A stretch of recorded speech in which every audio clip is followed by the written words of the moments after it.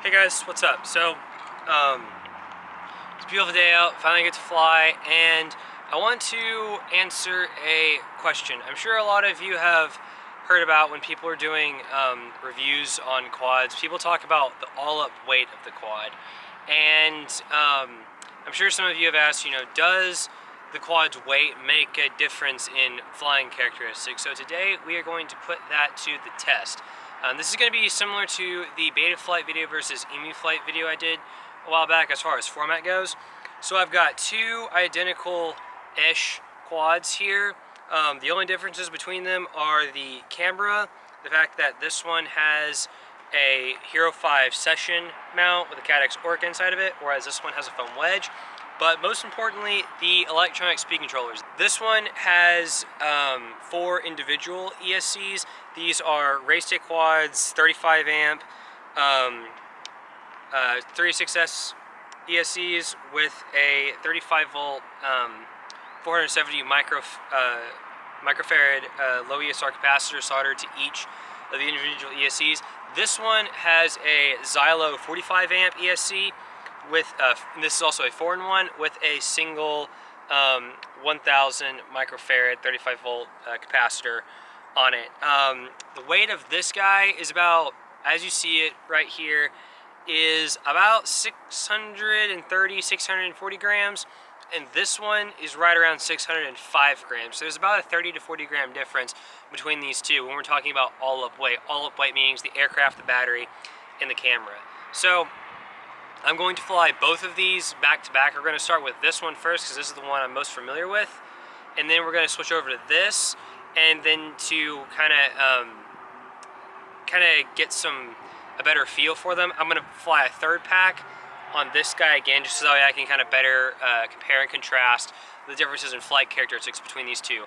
Both quads are using the exact same PID setup and the exact same rates and filter setup. So yeah, this is as close to a test as I can get to comparing how all-up weight affects quads. So I'm going to go up.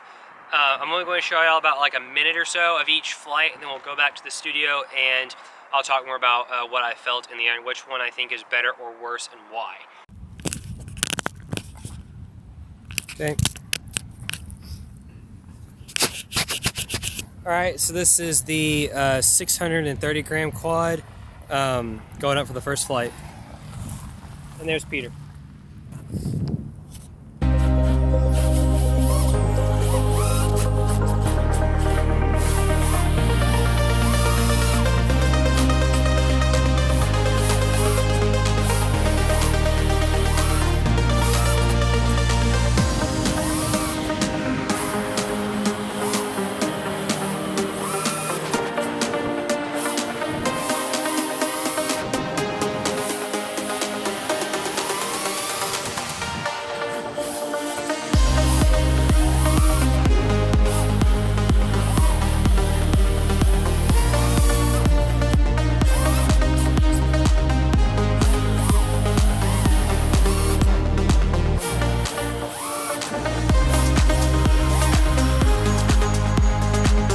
Lightweight quad.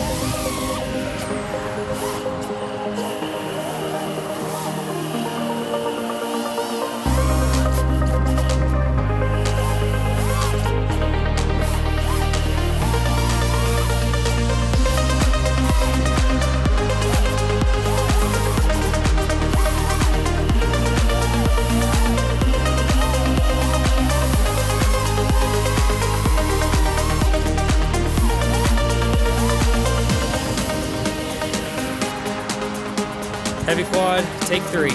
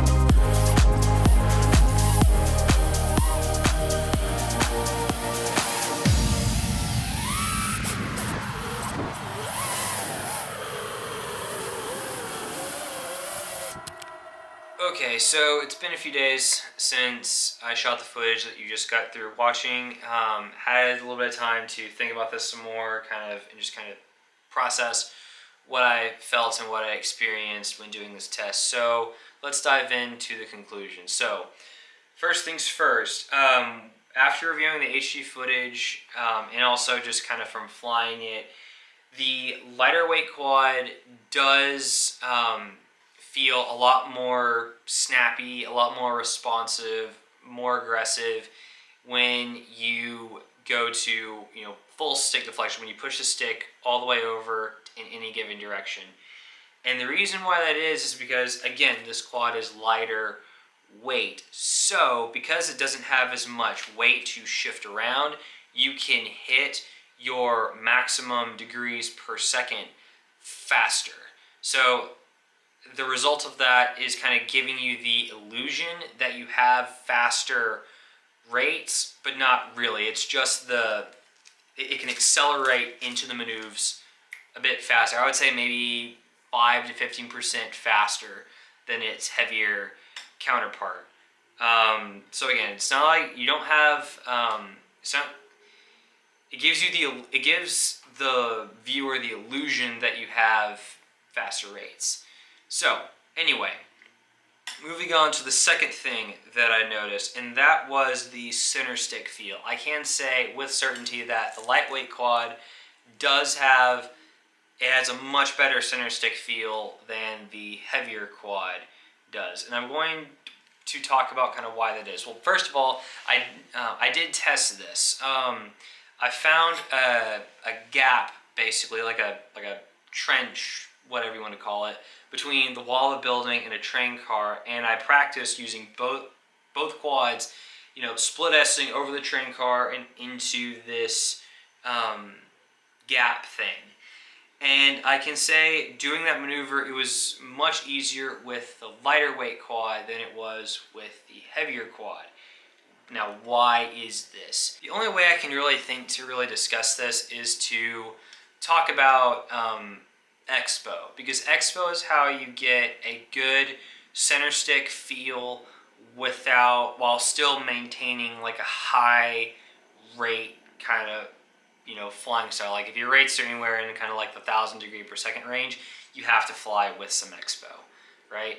And when I was flying the heavier quad, I've been flying that quad for probably a solid like 6 to 8 months in that configuration, and I've always gotten back and forth between how much Expo I want to put into the quad. Like sometimes I would have 14, sometimes like 0.14, sometimes I'd have 0.17, and but I could never just get it like quite right. It always felt like it was either too sensitive or not sensitive enough.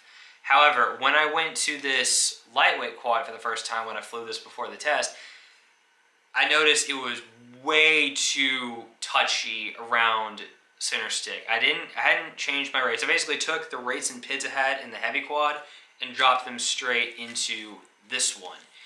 And when I flew it, I was like, whoa, this is way too sensitive. And again, I think it boils back to the fact that because this quad has less weight to kind of shift around, you can, it's gonna get to its, whatever degree your stick is set to faster, because again, there's less weight to shift around. And because of that, or at least around at the center stick position, you're going to have to put in more Expo. So I increased my Expo. I was at like 0.15 to 0.2, and I can tell you immediately that for me was the kind of perfect balance between having a good center stick feel and still maintaining like a high rate degrees per second when I would go to full stick. So what that tells me as far as like finding that sweet spot window where you can have a good stick feel or at center stick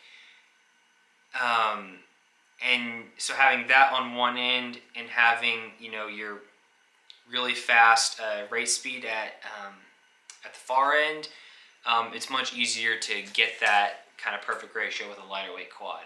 Now, what are the trade-offs to running a lightweight quad? Because with positives, there's always negative. And really, it's just an expense thing. Like I got rid of all my 3D printed parts, which was really just the GoPro mount. I went to a 4-in-1, and I changed around some of the hardware to aluminum, and that's pretty much it. Not running the GoPro, yes, that runs the risk of me, you know, the GoPro or the action camera not being well protected.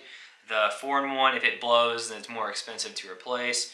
And you know, finding good quality like aluminum screws at a decent price is kind of hard.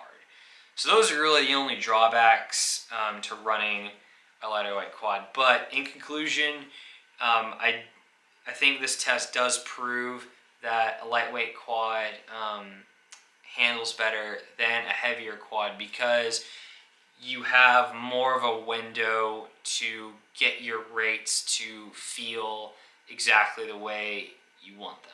So that's going to do it for this video. Thank you all for watching. I hope this was helpful, and I'll see y'all in the next one. Bye!